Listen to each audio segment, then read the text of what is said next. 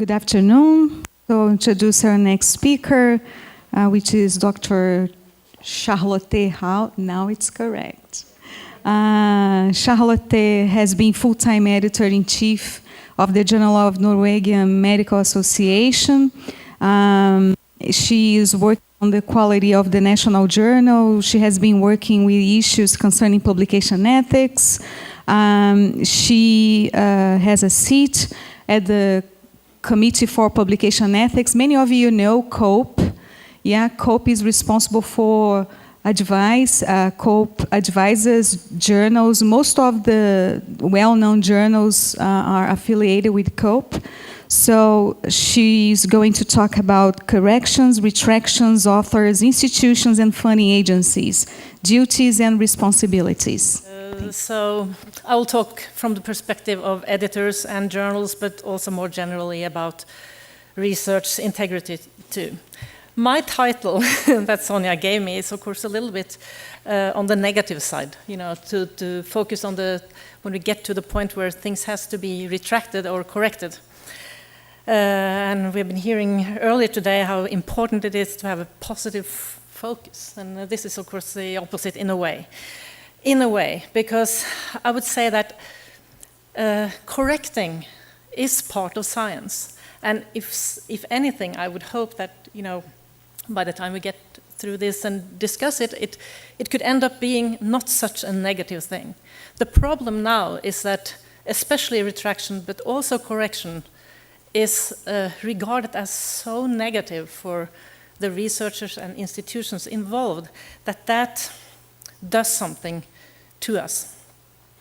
And so I hope that we can get to the point where this is also part of the whole training in integrity, because science, the nature of science is to be corrected.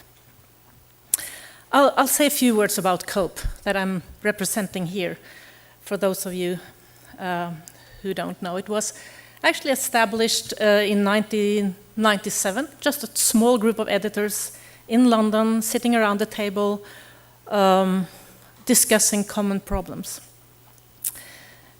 We now have 9,000 journal members from all over the world, from all academic fields.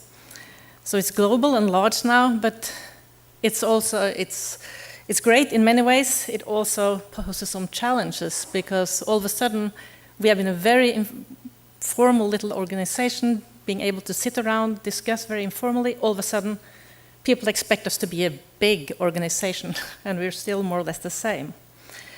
The way we work is this way that you can see in the pictures here.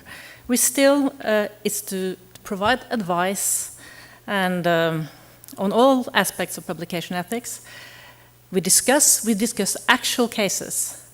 We have editors bring cases to the forum meetings that are now online in webinar form. We do not investigate cases.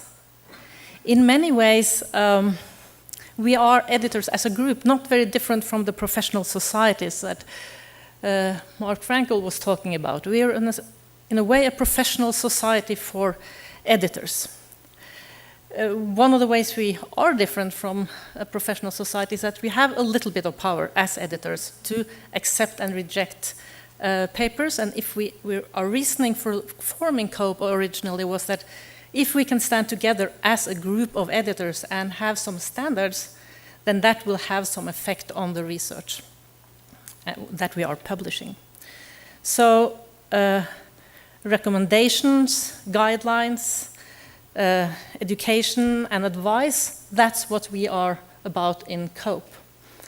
But it's also very practical in the way that, as I said, we meet and we discuss real cases. And if you go to the COPE website, we have all the cases that have been discussed there, and they can be very instructive in many ways to see what kind of problems we are dealing with.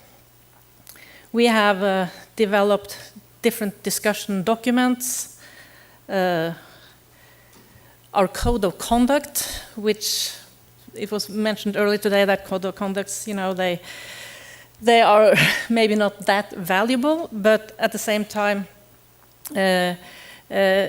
we can tell our editors that to be a member of COPE, you have actually to adhere to this code of conduct Otherwise, authors and others can actually complain to us, and they do. We have produced e-learning modules because we also think that the web is a fantastic resource. We cannot go all over the world and talk about it only. One of the most popular things that COPE has developed are flowcharts. Those are flowcharts that editors can use when they have a problem, and they can follow the flowchart to see what to do. And it has turned out to be very useful because, as I will get back to later on, how we deal with misconduct or suspicion of misconduct, the way we do it, the way we approach authors or institutions, that is very much part of an ethical way of dealing with problems. And we have guidelines, and I will talk a little bit more about the retraction guidelines in this talk. Okay, so retractions and corrections. Why do we need to have that? When do we need to do it? And how do we need to do it? And is it important? Do we have to go through all this trouble? Can't just all this science be out there? Let me start with a story about one of the most successful researchers in recent years. In Nature, in August 2012, they had this portrait of Yoshiki Sasai, a very famous and successful Japanese researcher. They start this piece with describing a reviewer who received his first paper in 2010, and this peer reviewer says this: "It was clear to me that it was a landmark paper. He has transformed the field." And it goes on to say, Sasai's work is more than tissue engineering. It tackles questions that have puzzled developmental biologists for decades. And by combining intuition with patient trial and error, Sasai has found that it takes a delicate balance of both. He concocts controlled environments that feed cells' physical and chemical signals. And this was not the only thing. In January of this year, there were more breakthroughs, new publications in Nature, and they now had come up with a new way of getting stem cells from ordinary cells, actually, by applying external stress. And Yoshiki Sasai, this researcher, said to Nature, "It's amazing. I would never thought external stress could have this effect on the stem cells." And it was another researcher who actually did it. She's called Obakata, a young stem cell biologist. It took her 5 years to develop this method. And she says to Nature, everyone said it was an artifact. There were some really hard days.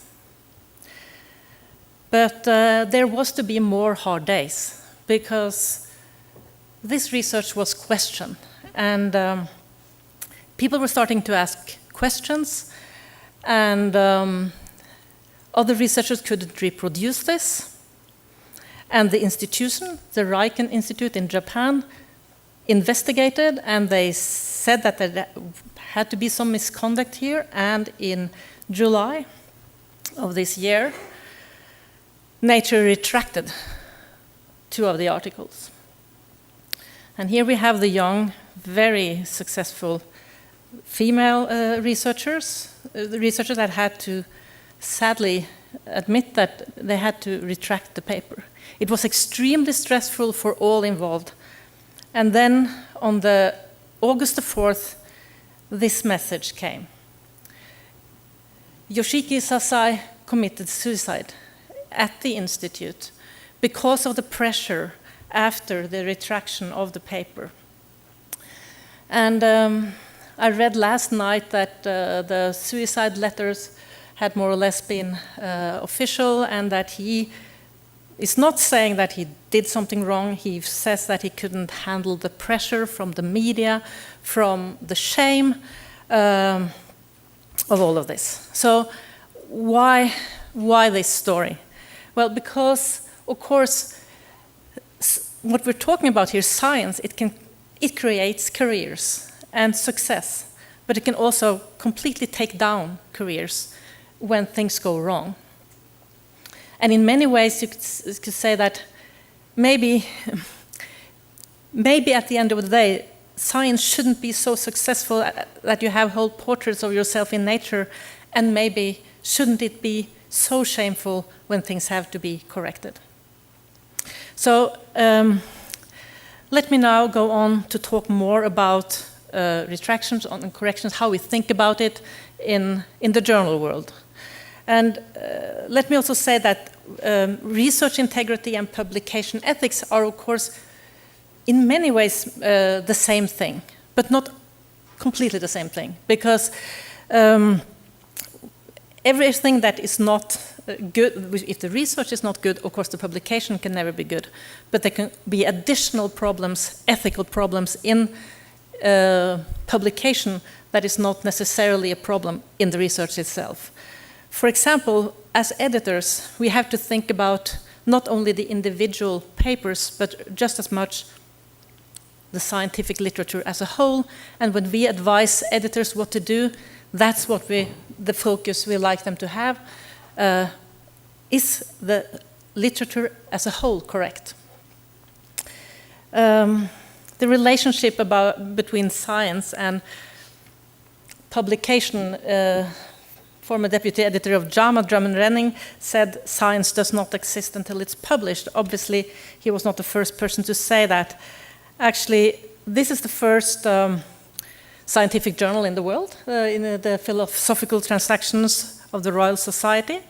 In his first article in 1665, it says, "There's nothing more necessary for promoting the improvement of science than the communication to those who apply their studies so that things are discovered or put into practice by others. It is proper to employ this journal to gratify those whose engagement in such studies entitle them to the knowledge of science." So the principles of scientific communication, as we all know, is to communicate observations to others, to conduct further research based on those observations, and create the scientific record together. I'm not sure that Sir Isaac Newton was the person, but he at least is one who is attributed to this, quote that if I've seen further, it's only by standing on the shoulder of giants. And we tell new students that all research is built on other research, and advances in science are seldom made by a single researcher like Sakai. It's usually made by many scientists reviewing and discussing scientific findings and the scientific literature. And from an editor's perspective, and from the group of editors' perspective, when we look at the scientific literature as a whole, and when we think that we all build on each other's research, it is extremely important that this literature base is correct, and that it is corrected, and that we can help having an attitude towards correcting the literature that is sound. So, because it's not only that we sort of have one bad apple and we can take that apple out, because usually before we know that there's a bad apple there, that research has already been cited several times, and it goes on to be cited, and we have studies that look at retracted articles or corrected articles that they keep citing in the literature. So if we take this quote that we all sort of stand on the shoulder of giants, well, that's a very nice thing. But if you look at that and you think that one of those men or women in the first lowest row there, something is wrong, then we sort of all know what's going to happen. It can all fall down. So editor's perspective, and I guess we all, not only the editor's perspective, is to all the time, in addition to the responsibility that he or she has to the journal and the individual paper, is to all the time have also a look at the scientific literature as a whole, and have that as a guiding principle when we ask ourselves, what is the right thing to do here? For example, to correct, retract, do nothing. It's, do we think, we cannot think about only the individual person.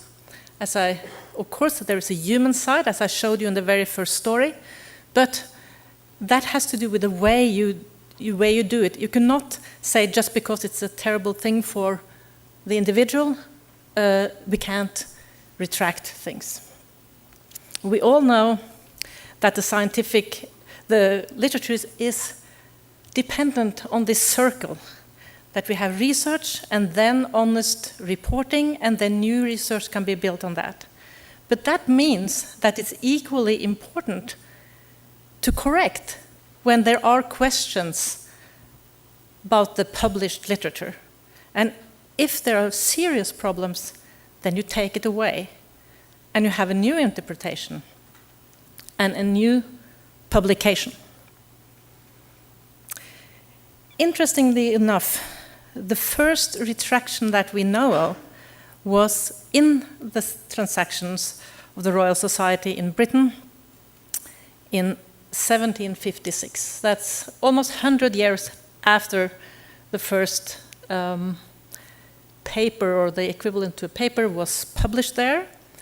It is a very good example of a retraction. I would have liked to see more of those examples.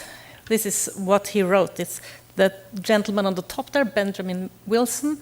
He's questioning something that another Benjamin, that's Benjamin Franklin, has written, and he says, very nicely, I think, "Gentlemen, I think it's necessary to retract an opinion concerning the explication of the Leiden experiment, which I troubled this society with in the year of 1746, and afterwards published more at large in the and so on and so on." What I find very nice about this, you can see also the last paragraph where he said, I shall be very glad to have these acknowledgements made public and to answer that. I wish that it may have a place in the transactions of the Royal Society. This is actually a very nice example of a retraction letter that I would very much like to see. An author who who self-admit that there is something wrong and he wants that published. I have to say, I haven't seen one of those cases. That's wrong. Let me. If it's an error, then of course, and we can see this. That then they see an author group see that, oh, we made a mistake. The software was wrong. The code, but in general, it's very difficult to have anybody admit that something was wrong. And Cecile, that I was showing you, as far as I can see so far, he, in his suicide letters, he is not admitting any fault. He is blaming the pressure. That's the problem. The pressure and the shame, that's the problem. Since in one of these, I think it was one of the questions early this morning, said that this part of the world does not have so much data on what is happening, but PubMed has data. So, what's happening with retractions now? If you look at them, this is a chart of the number of retractions.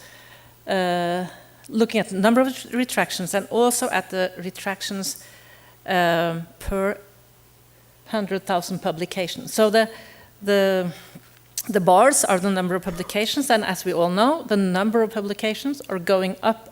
The only reason it's going down at the end is that this is an automated graph. That if you go out and take this graph is up until today. So that's why 2014 it sort of looks like it's going down. It's just because it's up till August. But if you look at the blue line, you can be tempted to think that retractions sort of follow this, but you have to look at what it says, because it's retractions per 100,000 published papers, so it's going up much more. And there has been many speculations on why this is. Are we much sloppier now? Or is this a consequence of all the teaching that we've been hearing about earlier today, that people are actually willing to admit? We don't know. If we look at the chart over what journals have the most retractions, this is a cumulative graph since 1977. You can see some very prominent journals up there at the very top. The Proceedings of the National Academy of Sciences, Science, Nature have very many. But we can also see about halfway down +1, which is a very new journal, having quite a few retractions. I'm just showing these graphs. I'm not saying that it's good or bad. It's not particularly good not to have any retractions, because that means that you've probably not done a good enough job at looking at your own, what you have published. Editors are responsible for these retractions. At the second World Conference on Research Integrity in Singapore, this is part of the statement. Editors are accountable and should take responsibility for everything they publish. Editors should guard the integrity of the published record by issuing corrections and retractions when needed, and pursuing suspected or alleged research and publication misconduct. This puts the responsibility directly on the editors, and for guarding the integrity of the entire record. Doesn't mean that editors alone are responsible for this, but editors are responsible for retracting and correcting. If they want to take responsibility for accepting manuscript, they also have to take responsibility for rejecting and for retracting and correcting them. COPE's guidelines on when to retract makes it sort of kind of clear when. It's when you should retract. You should retract if there's clear evidence that the findings are unreliable, either as a result of misconduct or honest error, if they've been previously published, if it's plagiarism, if it reports unethical research. It looks very straightforward, and part of it is straightforward. But if you look at the 2 points in the middle, 2 and 3, that's actually quite easy. But to have clear evidence that the findings are unreliable, either as a result of misconduct or honest error, that's a very difficult thing to establish, and an editor can never establish that on his or her own. So that's when journals and institutions and authors all need to interact and communicate. There are also some reasons why you should not retract. For example, you should not retract to punish authors that misbehave, or if only a small part of the article is flawed, or if there's a change of authorship, but there's no reason to doubt the findings themselves. Many outside people think that, you know, that this person has been a terrible person, you should retract his papers. But from an editor's perspective, we should all the time look at the scientific record. So if the record is fine, then the research can stand. But of course there can be information of all kinds about why, if somebody has misbehaved, for example. We have a lot of cases in COPE where there have been huge conflicts in a research area, and where retraction is one of the things that colleagues want to punish their other colleagues with. And one of the things that we have seen in the recent years, one way of punishing your colleagues when you start fighting with them is to say that, I'm no longer an author on this paper that we co-authored. And then they write to the editor and say, I'm not an author, so you have to retract the paper. And that's why we say so clearly that then you have to go back and see if there's something wrong with the research. If not, then it can stand. An alternative, if you're not going to retract, is to issue an expression of concern. You do that when you don't, if you suspect something but you don't have evidence, and if you don't get the institution to, the author's institution to investigate the case, or there is something going on. The problem is with the expression of concern is that that's already quite a serious statement and already quite serious for the authors of that article.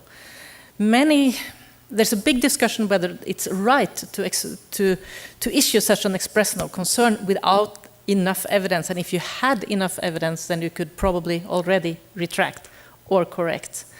But the reality is that we heard today from the US, which have, of course, the best systems for research integrity, both teaching and dealing with these things. The rest of the world, we aren't there exactly. So what we can see is that many institutions don't do anything if a journal approaches them with a problem. If we say we have a feeling that these data are not good enough, can you please investigate? We don't hear anything. Corrections, on the other hand, you all know it's something you do when there's only a small portion of an otherwise reliable publication. That correction can then just be linked to the article. That is, by the way, extremely important part of the retraction, that everybody who later on searches the literature knows that this article is retracted. Because as I mentioned, many people, as they read the literature, they have no idea that this has been retracted. A problem now is that people download articles, PDFs, to their own computer or to their institution's computers, and they don't know afterwards that something has happened with the article. And then they keep on citing that and do new research based on that. In PubMed, retractions look like this, for example. So that you can see it right away, both at the retraction itself, which is a notice or retraction, and on the article that it has been retracted. And the same thing with corrections. In one of the biggest cases from my country, Norway, that we had in fraud was by Jon Sudbø, who fabricated a lot of data and he had published in very prominent journals. And this is how the retraction look like if you go out in the Lancet today and search up that article. It's very clearly marked that it is retracted. And what you see, the picture here is both of the researcher himself, who has not regretted a thing, and the committee that investigated. Even if I take this case because even if this turned out to be a very clear case of fraud and fabrication, it took this committee many, many months, and it was very difficult to retract even something like that. And the retraction notice that you see down there in the right-hand corner from Richard Horton in the Lancet it's not very strict. It says, we have received confirmation from the investigating commission that the paper contains fabricated data, and therefore they retract. Another thing that makes it very difficult for a researcher if things are retracted is that it stays in the public record, not only at the individual article, but if you search in PubMed for this person, it will come up right away that articles are retracted. One of the things that came up yesterday was, could some people be rehabilitated? I think that's extremely important question to ask. But I'm also agree very much with that should be done on a case-by-case basis. I'm very subjective when it comes to this gentleman, Mr. Jon Sudbø, because he has not, as I said, regretted anything, and he has taken down a number of researchers around him who has taken this very hard. But so I don't think he will never ever. I would never trust him. But for other people, it is a different story. So what are our different responsibilities here? As I said, sometimes it's clear-cut, mostly it's not. And we all have a responsibility for the integrity of the scientific records. The authors, the institutions, the editors, the funders, everybody. And I think it's quite simple, but it's obviously not. If you're willing to take credit when research goes well, then you should also be willing to correct the scientific record when things go wrong. But that's not the way it is in reality. For authors in particular, authorship has been mentioned a couple of times here, and so since I'm also part of the International Committee of Medical Journal Editors who have made some authorship criteria, that is of course primarily for the medical and biomedical research, but many of these things are common. We say that there are several things that has to be there at the same time for somebody to say that he or she is an author. Those three first criteria: to have made a substantial contribution, or that you've been drafting or revising, and that you've approved the final manuscript, that has been there for many years. Last year, we added the fourth criterion, which is, as an author, you have to agree to be accountable for all aspects of the work in ensuring that questions related to the accuracy or integrity of any part of the work are appropriately investigated and resolved. By this, some people have misunderstood this and say that it is impossible. If you have a research study with 50 authors, everybody cannot be responsible and accountable for everything. Well, that's not exactly what this says. It actually says that if you're an author, you have to know enough about it and to be helpful so that you can, if something is wrong, you cannot hide. There's a reason we added this fourth criterion. The reason is that that was exactly what happened. Every time something was wrong with a paper, all the authors said, well, it wasn't my little part. I don't know anything about it. And they just left. In addition to the criteria themselves, the ICMJ said something about why. Why do we have these criteria? And I think even if fields are very different, and even if there are different traditions, these general things apply to many. And it says that authorship confers credit and has important academic and social and financial implication. Authorship also implies responsibility and accountability for published work. So the recommendations are intended to ensure that contributors who have made substantial intellectual contribution to a paper are given credit as authors. The role in taking responsibility and being accountable for what is published. I think different fields could look at this in different ways, but if you want to be an author, and it is because you want to take credit, and if you want to take credit, then you have to be willing to stand up for that paper. And if you don't have time to understand what has been going on in the writing of a paper, I don't think maybe you should take the chance of being an author, because as I was showing you with the first story, probably Mr. Sasai was not, had not committed any misconduct, but he had just not supervised well enough.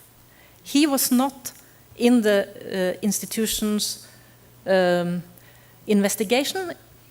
It said he has not committed any misconduct, but he should have looked after his student.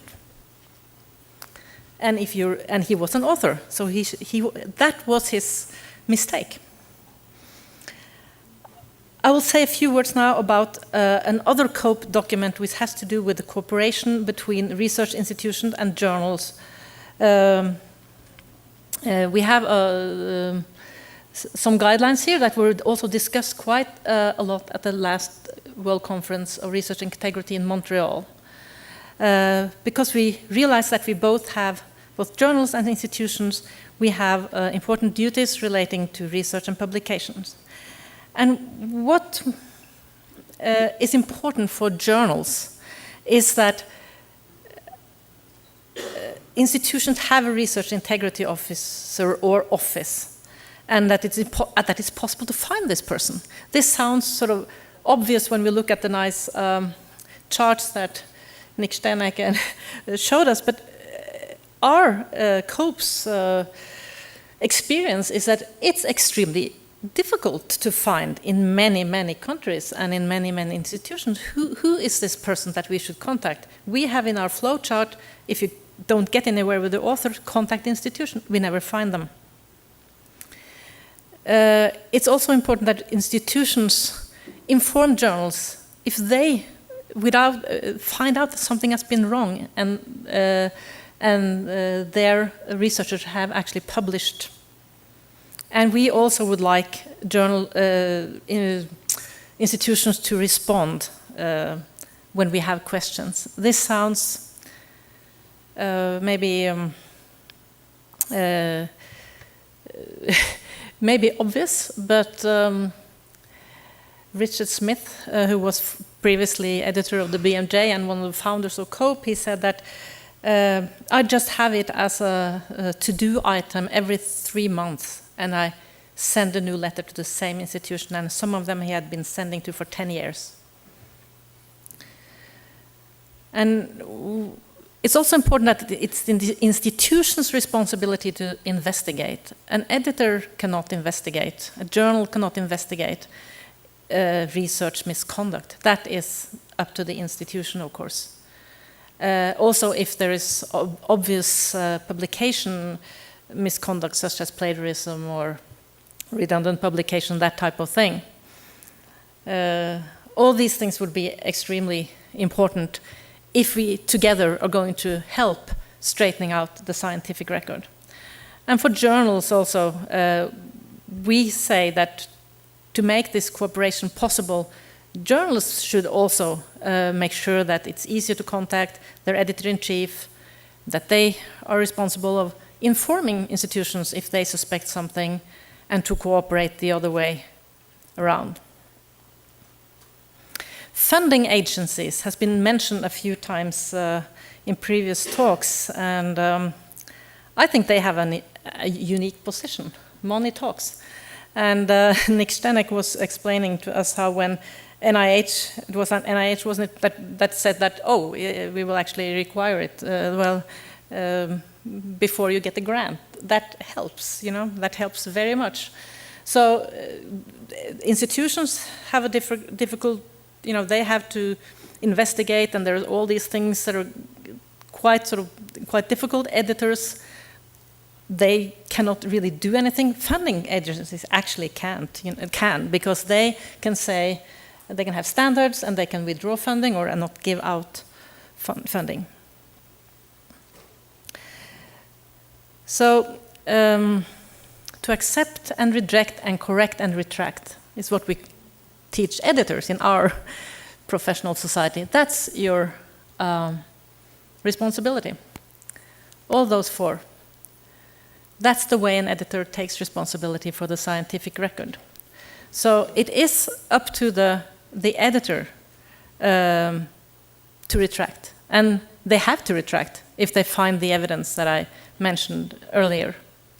Of course, others can ask for retraction, and they should. And we always prefer that the author, him or herself, asks for the retractions to be made.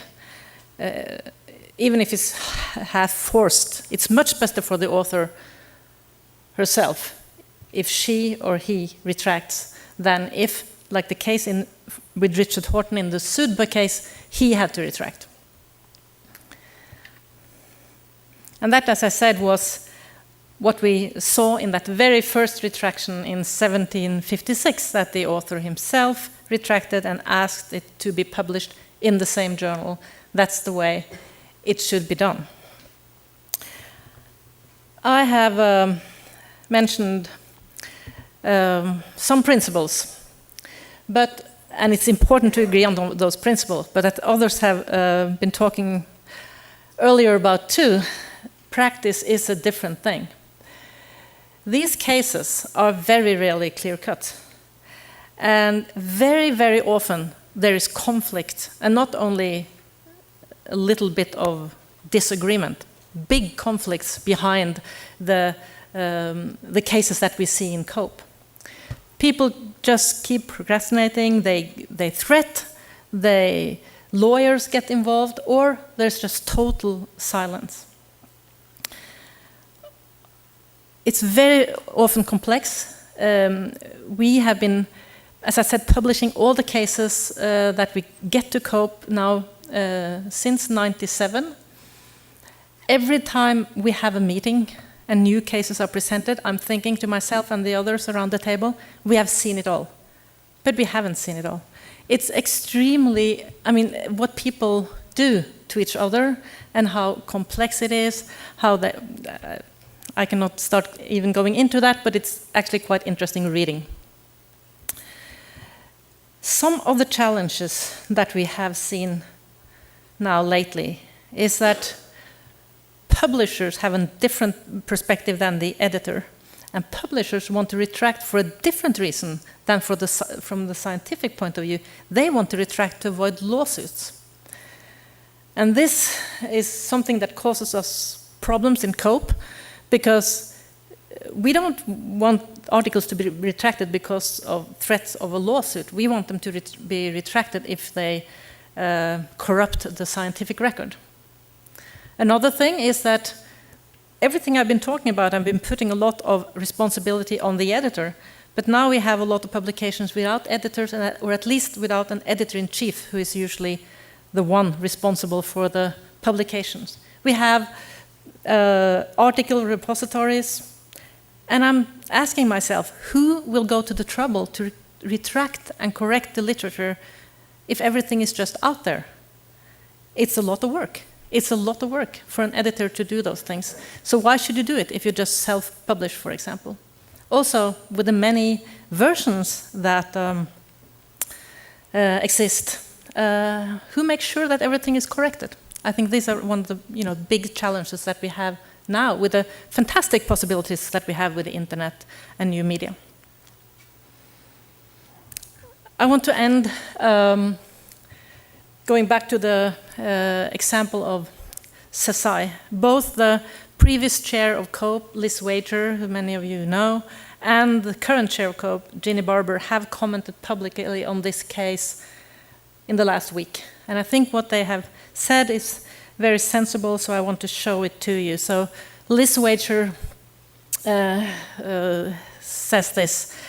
She has been asked, what do you say now? Should they have been so tough in this retraction? And she said, I did praise the institution's prompt and apparently thorough investigations. I also said that I thought it was a good thing that the case was getting media attention, but now I'm not so sure about the media attention especially. I remain convinced that secrecy is unhelpful and that institutions should be open about cases of suspected and proved misconduct. Too many cases have been ignored or covered up, with fraudsters encouraged to leave quietly or seek another job while whistleblowers are silenced.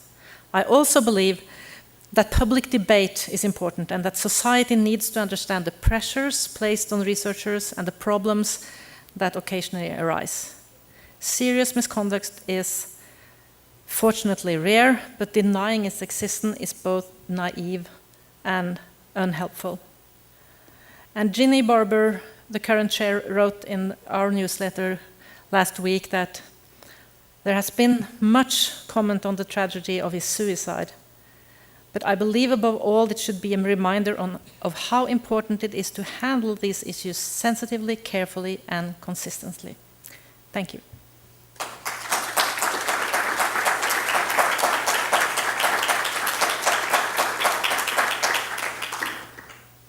I have a question concerning the apparently increase of retractions over the past 30 years.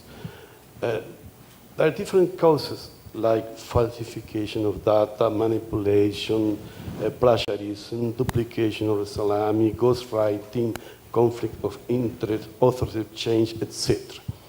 Are all these variables increasing at the same rate, or that this increase is explained by a few variables? So you have numbers, a breakdown of different causes? No, I don't have it, and I think we don't have the answer. I mean, one of the obvious answers is that research is much more open now with the internet. I mean, before, who did look at the old publications and all that, you know? Now many things are retracted that's quite old. So that's a good thing. I also think, as I said, that the training and the more open attitude towards there being a possibility of making a mistake, actually, even prominent people can make mistakes, so that's part of it. But I definitely also think that the pressure to publish, and to publish quickly and a lot, makes it easier to make shortcuts or even commit misconduct. Thank you, Charlotte, for a wonderful presentation. I have a two-part question. One of the research integrity issues that has arisen relatively recently has occurred in the context of dual-use research and biosecurity. And there are those in the community who feel, and include some journal editors, that it may well be that some parts of articles should not be published as part of a final version, including methods, because it might give information, if you will, to the enemy. I'd like to know, one, whether COPE has issued any advisory on that, and two, as an editor, what is your view about that? It's a very difficult question.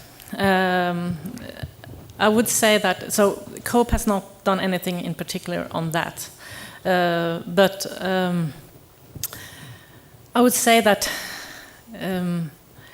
very often people will exaggerate that, you know, saying that this is so secret. So mostly, I can see cases where you maybe shouldn't publish, but that's just a little tiny bit of those cases where people say, well, you know, this is so secret and so dangerous that we can't publish it. And the other thing is that, personally, I've only once in my now 13 years as an editor said that I wouldn't publish something because a circle didn't, I thought it was dangerous. And that was a suicide method that left no marks.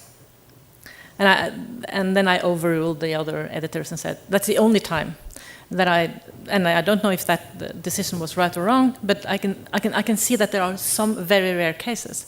But I think for commercial reasons, for political reasons, that's just very much exaggerated a lot of the time. So that's my answer to that. Has Retraction Watch and the other blogs that keep an eye on retraction, have you found that helpful or not helpful?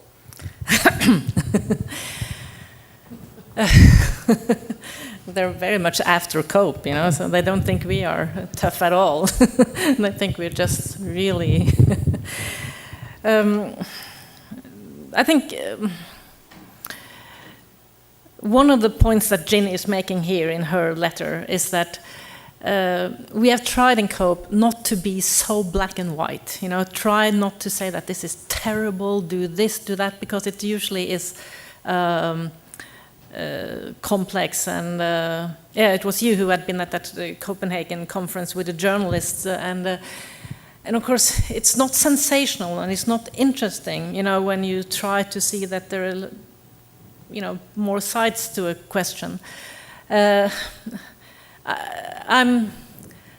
I think Retraction Watch is a good thing. You know, it's just that we have a different tone, or what should I say? And I think the people running that blog is very serious, you know, in what they're doing. It's just that they're maybe oversimplifying things a little bit, and then by that making it, in a way, more risky, because that's why I addressed the suicide of society, because it's a catastrophe, you know, now to retract, or your career is down. If we instead could say, well, this was not so smart, you know, we have to take this away, but it's not the end of the world, then maybe we could be in a better place. Does everyone know what Retraction Watch is? Is there anybody who doesn't know what Retraction Watch is? It's a blog that's run, it's called Retraction Watch, and if you put it on Google, you will see. It's run by two guys who started it just out of interest, and they are but I think they're ex-editors. I think that, so they're watching Retractions, and that's a good thing. But the problem is a little bit that they say that retraction is very, very negative. To me, it's not very, very negative. You know, it's sometimes just the right thing to do. And if you are retracting or not retracting, it's just because you're not tough enough and stuff like that. So that's the problem. Not that they're following this. Yes, they're well trained. The editors are well trained. Absolutely.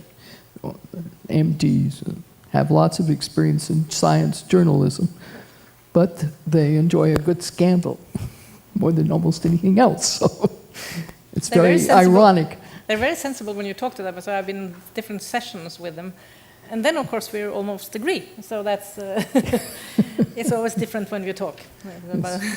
Charlotte, not only Luiz Wager, but that recent publication in PNAS, when they showed that the number of retractions for misconduct, right, was higher than those for error. So in this publication, in a 2011 publication by Luiz Wager, they mentioned the same thing, that for some retraction notice, the text was very vague. Oh, yes. Yeah, and you wouldn't have the clear idea of what was behind the retraction. And my question for you is, does COPE have reinforced this issue of clear retraction notice to journals, so that, I mean, the public can understand what was the reason, even to avoid this confusion between misconduct and error and authorship disputes and everything? Absolutely. So we work a lot with that. Again, the problem is that if the cases themselves were absolutely clear-cut, I mean, errors are clear-cut, then there would be no problem. Now, as I said, you know, lawyers get involved, and you have to be extremely careful how you phrase that retraction notice. But many of you have heard Luiz Wager and seen her show the examples of the terrible retraction notices that people can make. And that is usually because, as editors, we want the author to retract, and we want them to actually do it. We tell them that that's the best thing. But they don't agree, you know, they don't. So they find all kinds of excuses, and they are fantastic, the excuses that people have. Everything. But yes, this is one of the things that we have reinforced in later years, that again, if you look at our main responsibility, which is to keep the scientific record as a whole as good as it can be, then the retraction notice itself is very important. Because when you go to a paper, you see it's retracted, you can even either say, I will never use this, but at least you need to know why it was retracted. You mentioned perhaps one of the reasons for the big growth in retractions is the pressure to publish lots of papers rapidly. And one of the suggestions we heard yesterday was that maybe people should only be publishing 50% as much. Do you agree? Oh, yes. Oh, yes. That is the worst thing, you know, and we see it all over the world. And we have all these new journals that are popping up because of that too, of course. I was in India last year giving a seminar there, and the same pressure to publish is, of course, all over the world. And the Indian editor asked me, you know, so how are we going to solve this? We have, you know, hundreds and thousands of doctors or scientists who have to publish so and so many papers a year. Everything cannot go into the top journals. It has to be published.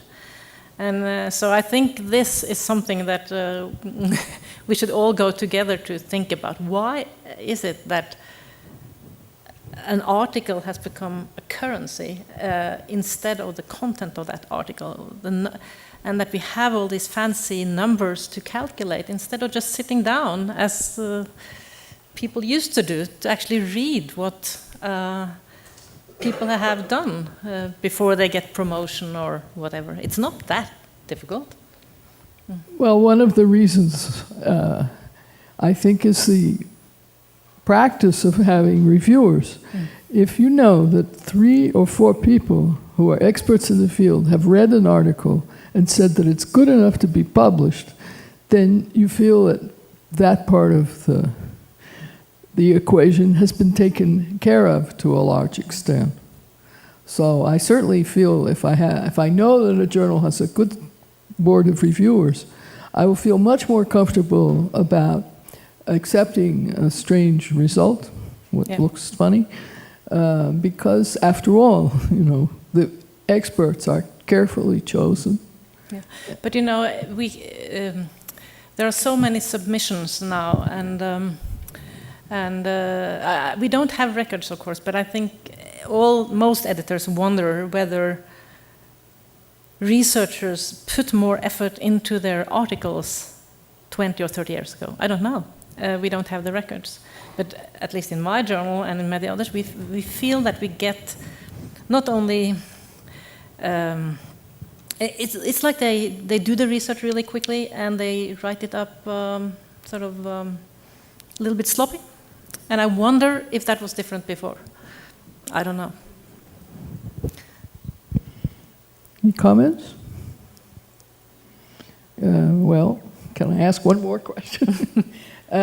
Some journals, such as PLOS ONE, make a big deal out of accepting articles in which it looks like the experiments are properly done, but not necessarily judging the articles on the basis of relevance or importance. Does that affect your evaluation? PLOS ONE is one of your member journals? Absolutely, and PLOS ONE, of course, in the field. I mean, they publish over 2,000 articles a month now, I think.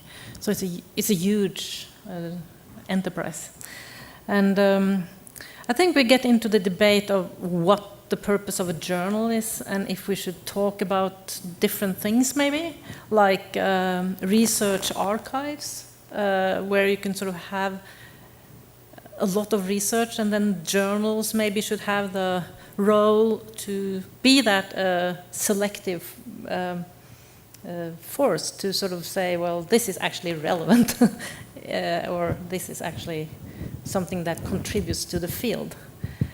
Because otherwise, who is going to... I mean, nobody's reading PLOS ONE. I mean, from page 1 to... or they don't have pages, but it's a... I mean, I like the idea in a way, but what is difficult for me as an editor is to see that in the same way as a journal with an editor-in-chief, because they don't have an editor-in-chief in PLOS ONE.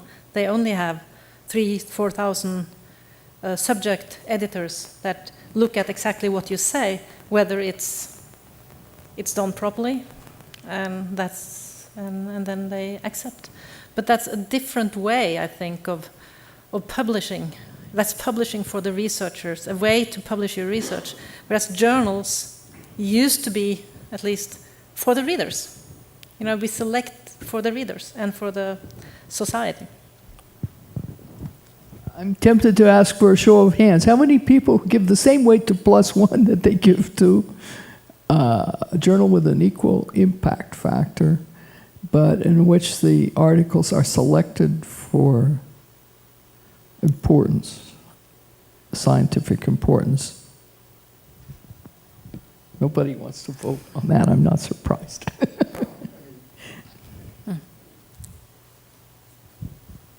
I mean, I'll actually comment on that, and that is being a reviewer who looks at articles, makes criticisms about the articles when they're being published in a regular journal, and finding them 3 months later appearing on +1 with absolutely no changes in them, you do scratch your head and wonder about it. But I'd like to put 2 questions to you. The simple question is, do you ever throw anybody out of COPE if they don't write a proper retraction or they don't follow COPE guidelines? So do you actually throw people out of COPE? So that's the simple question. More complicated is, I don't think we think outside of the box on publication. So what would happen if we allowed each major lab group to publish 1 paper a year on their project, and then posted everything else on the web as they were making progress over the course of the year? And if you wanted to really know what was going on, you would go to the website and you'd find out what's going on. And once a year, you'd have a well thought out article about what they were doing. Could you handle that? Wouldn't that be nice? I think that would be very nice. And that we have to think about it in this way, as I say, that publication and publication, I mean, it's fine to show what you're doing. That's what we've always been doing in research, but we have to think carefully about what we sort of put out there as important and relevant. I think that is still. And the other question was about if we kick people out. Almost. Of course, as I said, you know, that we started out as just this group, and we have been trying to stay focused on education and counseling and all those things. But we're having problems, and we're definitely also having problems. We used to say it's a good thing everybody can be a member of COPE. And then all these new journals started popping up that were, you know, using people's name on the editorial board, and they were probably not even existing, you know. But they are, you know, on the spectrum from very just unserious fake journals all the way over to, as I said, with the Indian doctors. I mean, people need to publish somewhere, and so now we have some kind of routine where we look at people applying for membership, so that at least we feel that they're just not using our stamp. But we have so far not thrown anybody out, but we have definitely been discussing it. But then, yeah. What are the criteria to accept journals? I mean, a journal may say, I'd like to be a member. So are there any requirements, minimum requirements yes, that they have make? to apply, and What are there are they? some minimum requirements, and they are, you know, we're trying to cooperate with other organizations. I mean, so PubMed has some criteria, and the open access journals have some criteria, but they're actually quite, you know, simple. Like, do you exist? You know, and can we find, you know, can we find your editor? Can we email back and forth? I mean, it's very simple things. And we are just developing these things because this is new, and we really would like to be a positive thing for, and accepting that we are now a very different place in the publication and the research world as we were 20 years ago. It's no longer the US and the Western Europe who's, you know, doing all the research and publication. It's happening all over the world, and we need to help. And we need to be sort of stay on the positive side. If you want to what we say is that if you are a COPE member, then we expect you to follow the code of conduct. But it's we're scratching our heads. Yeah, but if you find out that they did not follow then the we actually cut them out.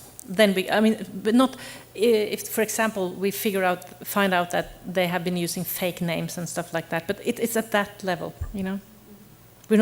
There's no chance going after each and every one.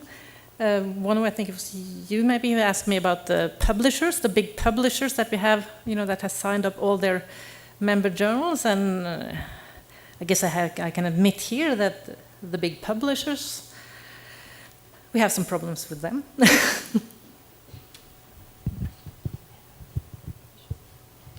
I wonder if I could state what I think everybody will agree is obvious, and that is at the core of many of the issues and problems we've been discussing during this session is the reward system in science. And that just happens to be, by sheer coincidence, I'm sure, the theme of the Fourth World Congress on Research Integrity.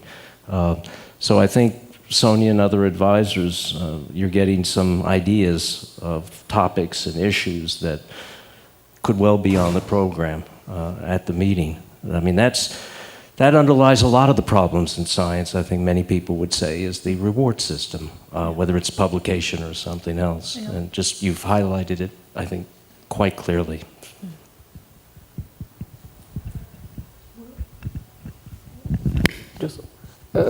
Just to complete the question by Sonia, how many members do you have?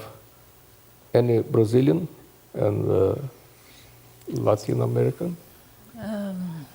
I don't have the number in my head. We have a council member from here, of course, Rose Shinkai. So Rose is...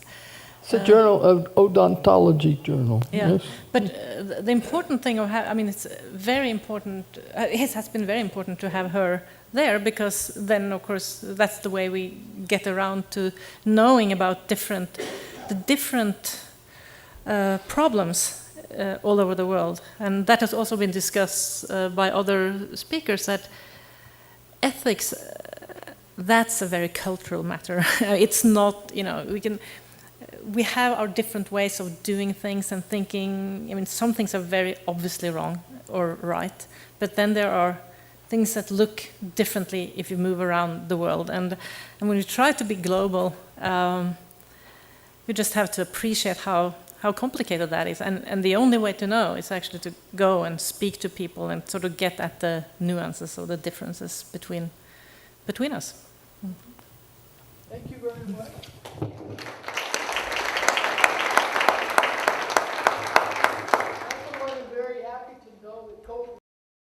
So this is the thank you moment.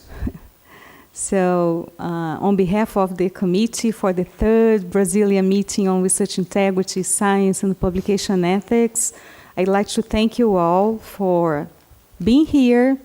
I'd like to thank all the speakers who made a huge difference to this event. All the talks were great.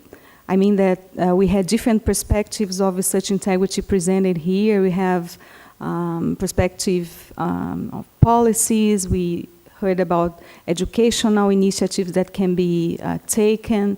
We heard about misconduct, about the perspective of publication ethics, contributions of institutions that we have all over the world, training programs that have been implemented. So I think we had a great variety of topics and of actions that have been taken, I mean, in major countries which have, taking the lead in this discussion. We leave here today with some homework. Because of the Fourth World Conference on Research Integrity, we had good suggestions yesterday. They were so good that some have been implemented. We have discussed here, for example, the idea of having SBPC involved in attracting Brazilian societies was taken very seriously. Watanabe has just called Helena Nader, who is the president of the society. She was not there at that moment. And then the secretary told us that she was here yesterday in the opening, but we didn't see her. So, Luiz Henrique. Have you seen Elena Nader yesterday here? Her secretary told Watanabe that she was here. She was here? Yesterday. I don't know. So it was very good to learn that she was here yesterday. So as we have said, she's interested in fostering this discussion, and we believe that she will help us a lot, I mean, spreading the word among the societies. We just talked to Mark Franco over lunch about possible collaboration between AAAS and SBPC to attract people's attention to the conference. So he'll help us with this contact at SBPC. And he offered help. He said that other institutions may be contacted through AAAS, so it may be very interesting and productive. So thank you, Mark, for helping us. Concerning the course, this suggestion will be very useful. I think there was one of the editors at Emerald. Are you here? No, she's not here. She was here yesterday. So we are already discussing the possibility of this course. We are going to talk to the chairs and see what Melissa and Sabine think about this.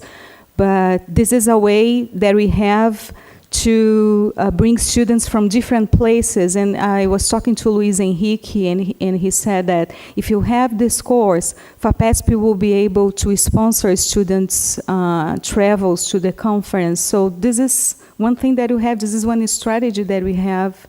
So many good suggestions. So I thank you all. I thank FAPESP for hosting this meeting.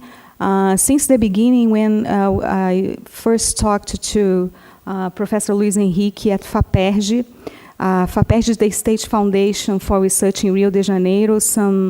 About a year ago, FAPERJ hosted a panel on research ethics and integrity, so we were there.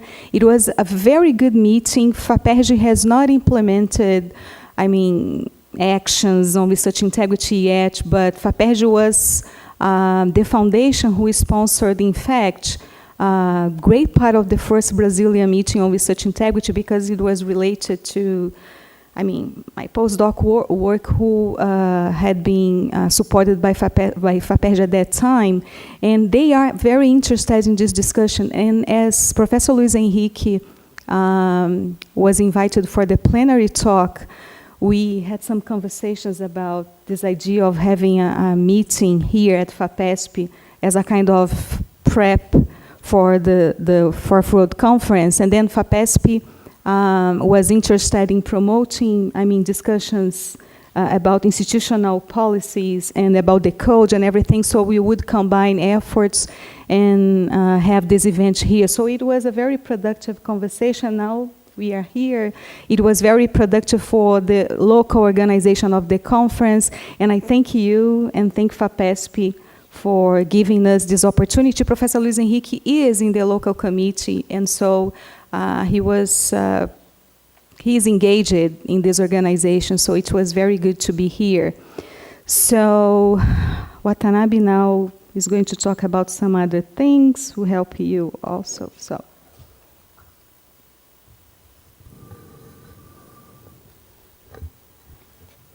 Okay, first of all, I would like to thank all the speakers. I'm a beginner in this field, and I learned a lot. Although for me, there are still lots of fuzzy things. We have to learn a little bit more to get more familiar with all this material.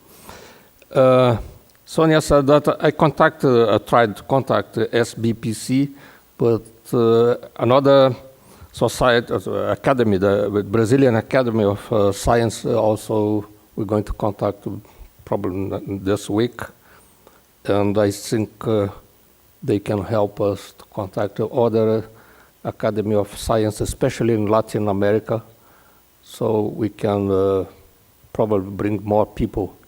The difficult part of this is to convince people that this is something important, and it will be more important in the future. 2 or 3 weeks ago, I wrote to a colleague, and in my field, he is director of one university in Chile, and he gave me the conventional answer. Congratulations, go ahead. But I will write again, convince him to send someone, and especially more people from Chile. I think the idea of the course, especially for beginners, is very interesting, and I think we have to try to bring more young professors to participate. And for this, I think we have 2 ways. One is to talk with the president of FAPESP. He is supporting this conference for next year, and ask him to invite people from the graduate courses. Also, I think we can ask our provost, she was here yesterday, to send a letter to all research provosts in all universities in Brazil. I think this can help also. And I think we have to do a lot of work, try to convince more people to come here, and I hope to have a very successful meeting next year.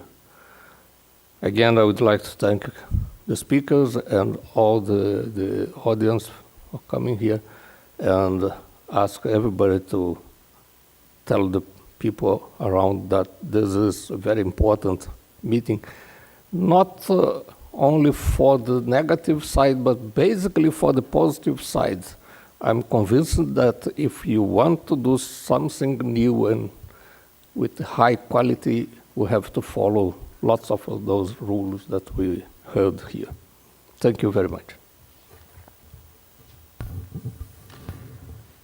Okay, I'll be brief. I think a lot of important and interesting things were said in these 2 days, were discussed in these 2 days. I just want to, first of all, to thank you very much for being here, particularly you who came from abroad. It was a very important contribution. This event was very important to FAPESP because our politics on research integrity is entirely based on the idea that if at last good practice is a matter of individual decision, individual moral choice, this individual moral choice is essentially conditioned by institutional environment. So at the moment, FAPESP's politics on research integrity is focused on stimulating institutions to formulate and to execute politics, systematic politics of training, educating, and promoting a culture of a solid culture of research integrity. And I'm very glad to see that many important institutions of all the country sent representatives here. I think the event was very successful. And finally, I must thank Sonia for the marvelous work. Thank you very much. I'd like to know if the speakers want to say a few words, Mark or Nick or Charlotte. Any final remarks? Oh, yeah.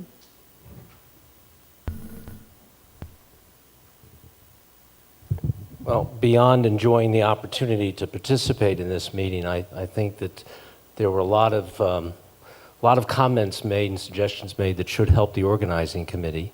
I think this is a big deal for the scientific community in Brazil, and I'd like to see it a big deal for the scientific community in Latin America. As I told somebody earlier, when I go to international meetings on this topic, it's not often that I see anybody from Latin America, unless they happen to be from Brazil.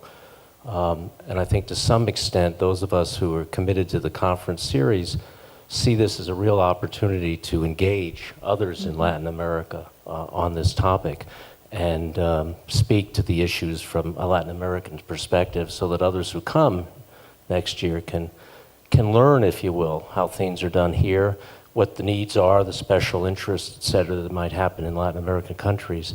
So I, as I've indicated, AAAS and myself very much committed to supporting the effort, and we'll do what we can to be helpful. But I think you've got a great group and already made a great deal of progress, and some ideas here that can be implemented, I think will go a long way to advancing the cause, if you will. So thank you for inviting me and having me here. And it was a very enjoyable trip, very enjoyable trip. I learned a lot. Thank you, Mark. I don't have any comment. I mean, I echo what Mark said and others. I always enjoy coming. I always enjoy meeting people here. And it's although I initially tell Sonia I'm not going to travel that far, I usually manage to come down here, and I'm glad that I did. But more than anything, for those of you who are still here, I have a question. As you heard as I ended my talk this morning, that my primary concern is how do you engage? So what I'd like to hear from those of you out here is what would it take to get one of your colleagues to come? What would actually make it worth it?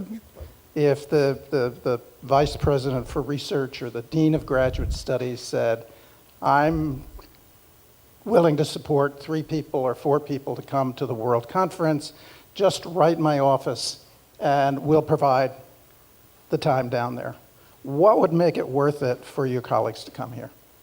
I think if we could answer that question so we knew exactly how to appeal to them, we could easily get the people coming. But the question is, your colleagues, or you're here obviously, so you're not a good audience, but it's my understanding that there were a few more who registered for this who didn't come. So they either found something more important to do, or they're out vacationing someplace today and saying they're at a research integrity conference and so on. So what would it take? So I mean, that would be my challenge that I would put out at this point and be curious to know. Just to let you know, we had more than 200 registrations. And then, okay, on the first day we had many people here, and then on the second, and then today, okay, I was expecting to see all these people here.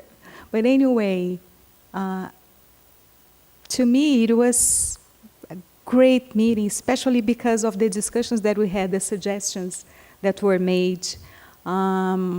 I see these empty chairs here. I'm not sad.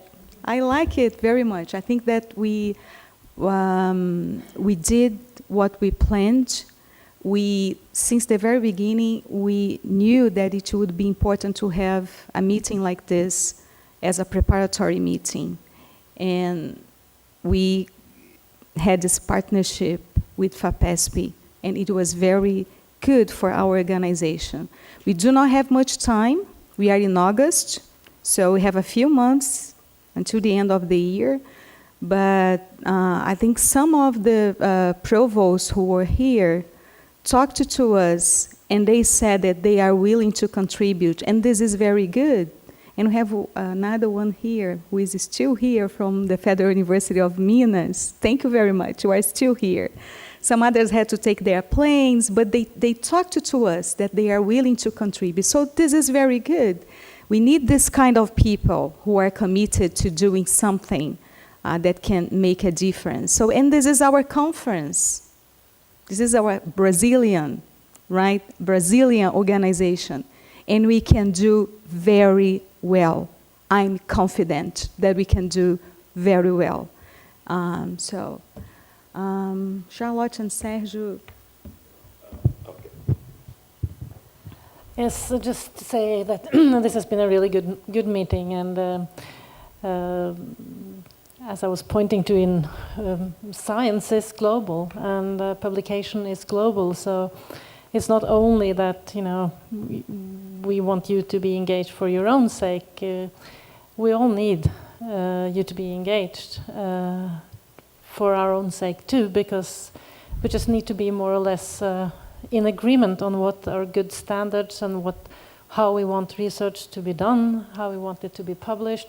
Otherwise, we will be in a very bad place for the society, as Mark was talking about earlier today, that the responsibility we have to the larger society. So I'm very thankful for the invitation to this meeting and to be able to contribute a little bit and for you to do these things, because it's important for all of us, not only Latin America. Thank you. I want to reiterate my thanks to you, Sonia, and that was a wonderful opportunity to share thoughts and ideas and a good time with you and all the people that has been surrounding us.